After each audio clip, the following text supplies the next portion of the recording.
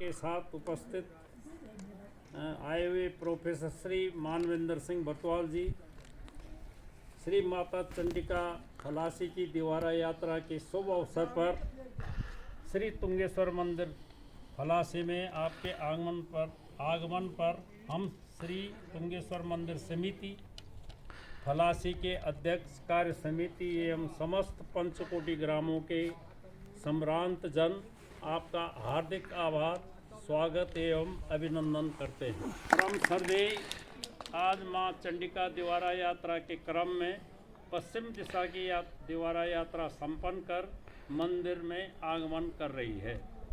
इस पुण्य अवसर पर हम सभी मंदिर समिति के अध्यक्ष, कार्य समिति एवं पंचकोटि ग्रामवासी मां चंडिका से आपकी दीर्घायु एवं यशस्वी जीवन की कामना करते हैं। धन्यवाद। इसी क्रम में मैं निवेदन करूंगा हमारे मंदिर समिति के अध्यक्ष श्री मानवेंद्र सिंह बटवाल जी से कि आप यहाँ पर महाराजा जी का सूक्ष्म शब्दों में अभिनंदन करने। बोलो तुंगेश्वर महादेव की जय। माँ देवी चंडिका के यात्रा के दौरान आज के इस शुभ अवसर पर टिहरी रियासत के राजा ठाकुर भवानी सिंह जी हमारे बीच में पधारे हैं। मैं समस्त पंचकोटि ग्राम मंदिर समिति की ओर से आपका हार्दिक दिल से आभार व्यक्त करता हूं कि आपने हमें समय दिया और माँ चंडिका के दर्शन और तुंगनाथ के दर्शन प्राप्त किए। मान्यवर, बहुत संसाधन नहीं है हमारे पास, हम सरकारी व्यवस्थाओं में नहीं रहते हैं। जो भी है ये भक्तों की देन है और इतना हमें संतोष है कि हमारा मंदिर उन मंदिरों के साथ है जिनकी कि आज विश्व में डंका जिनका बजता है, चाहे बद्रीनाथ हो चाहे केदारनाथ हो, ये मंदिर भी उसी के साथ का है। मान्यवर, आप आए, विराजे, आपने माँ चंडिका का आज रूप देखा पूजा की सुबह। माँ चंडिका से हम यही विनती करते हैं कि आपकी प्रजा, आपका परिवार आपको हमेशा आरोग्य, दीर्घायु और स्वस्थ रखे। धन्यवाद।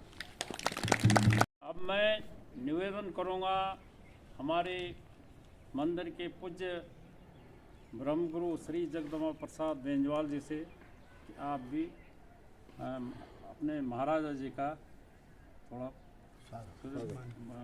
सम्मानित कर और दो बातें रखने का प्रयास करेंगे। ॐ यं ब्रह्म वेदान्तविदो वदन्ते परमां प्रधानां पुरुषाततान्ये विश्वद्गतकारणमे सरस्तां तस्मै नमो विघ्नविनाशनाय, तस्मै नमो विघ्नविनाशनाय। बोल तुंगेश्वर भगवान की, चंडिका मैया की, बद्रीनाथ भगवान की, केदारेश्वर भगवान की। आज सुबह से मैं आप ही के साथ हूँ राजा साहब, लेकिन ये भी सौभाग्य का विषय है कि यहाँ पे माँ भगवती चंडिका की 6 माह की यात्रा चल रही है। 23 नवंबर को माँ भगवती बाहर आई थी और सबसे पहले हमारे यहाँ पे जो अपने घर के गांव होते हैं उनकी दीवारा होती है। उसके बाद माँ उत्तर दीवारा के लिए निकलती है जहाँ भगवान शंकर के दर्शन करती है उखी मठ में, और उसके बाद पश्चिम दीवारा होता है और पश्चिम दीवारा में समुद्र मंथन यानी कि माँ भगवान विष्णु के दर्शन करती हैं। और उस पश्चिम दीवारा में 2 तारीख को माँ भगवती मेरे घर पर भी थी, आपको भी निमंत्रण हुआ था लेकिन आप आ नहीं पाई। और हमारा सौभाग्य है कि आज बहुत ही अच्छा हुआ कि आप मंदिर तक पहुँच गए। ये समस्त पंचकोटि का भी सौभाग्य है और हमारा भी सौभाग्य है। मैं भगवान तुंगनाथ से, माँ भगवती से प्रार्थना करता हूँ कि आपका परिवार सुख समृद्ध रहे, आपकी आयु लंबी हो और आपसे जो भी पंचकोटि के लोग बैठे हैं, पदाधिकारी लोग सारे, एक विनती भी है, यहाँ के लिए भी आप जरूर कुछ न कुछ माँ भगवती और तुंगनाथ जी के लिए अपने स्तर से जो भी आपसे हो सकेगा करेंगे। बाकी तो अध्यक्ष लोग और सब बैठे हैं, ये कहेंगे। और इसी के साथ अपनी वाणी को विराम देता हूँ। बहुत बहुत साधुवाद, धन्यवाद। खलासी ग्राम में जो तुंगनाथ जी विराजे हुए हैं, आज उनके जो दर्शन भी करने का सौभाग्य प्राप्त हुआ। माँ कालिका के भी आज दर्शन हुए।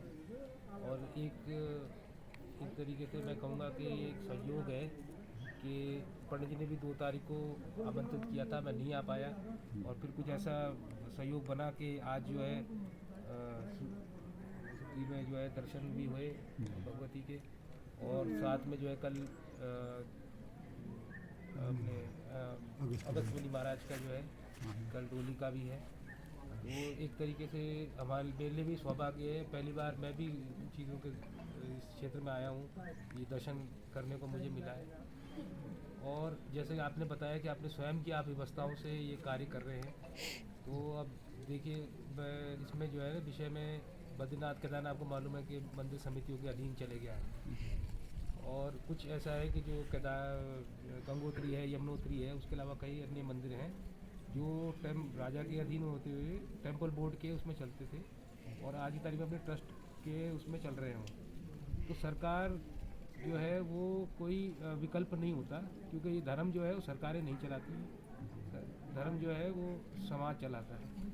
तो ये है कि अब ये जो है इसको व्यवस्थित करने के लिए आप लोगों का सहयोग भी हो रहा है। ये तो इसकी प्रतिष्ठा तो प्रतिष्ठित मंदिर है, और आगे ये कि मैं समझता हूँ कि अगर इसकी जन जन तक इसके बारे में अगर थोड़ा इसकी पब्लिसिटी और प्रचार का जो कुछ माध्यम, जो लिखित प्रमाण है, जैसे बताया अध्यक्ष जी ने बताया भरद्वाज जी ने कि 5वीं शताब्दी का मंदिर है। वो जो हम केदारनाथ के लिए भी बोलते हैं कि केदारनाथ का जो है वो 13वीं शताब्दी का बताते हैं कि वो शिलालेख है, 12वीं शताब्दी में केदारनाथ बना। तो अगर ये 5वीं शताब्दी का है तो ये उससे भी प्राचीन है। तो विषय ये है कि लोगों के पास इस चीज़ की जानकारी नहीं है, तो हम किस तरीके से इसका लिखित प्रमाण स्वरूप जो है इसका कोई पब्लिकेशन हो, प्रकाशन हो, इसके इतिहास के बारे में थोड़ा सा जो है जन सामान्य तक भी पहुँचे, मतलब उत्तराखंड में जो है इसका प्रचार प्रसार हो इस मंदिर का। और मुझे लगता है कि उससे जो है एक, क्योंकि सनातन मंदिर है, सभी सनातनियों का कर्तव्य बनता है कि इसकी जो भी हो सके इसके लिए करें मंदिर के लिए। तो मैं समझता हूँ कि इसका प्रचार प्रसार में थोड़ा और आप लोग आगे बढ़ें।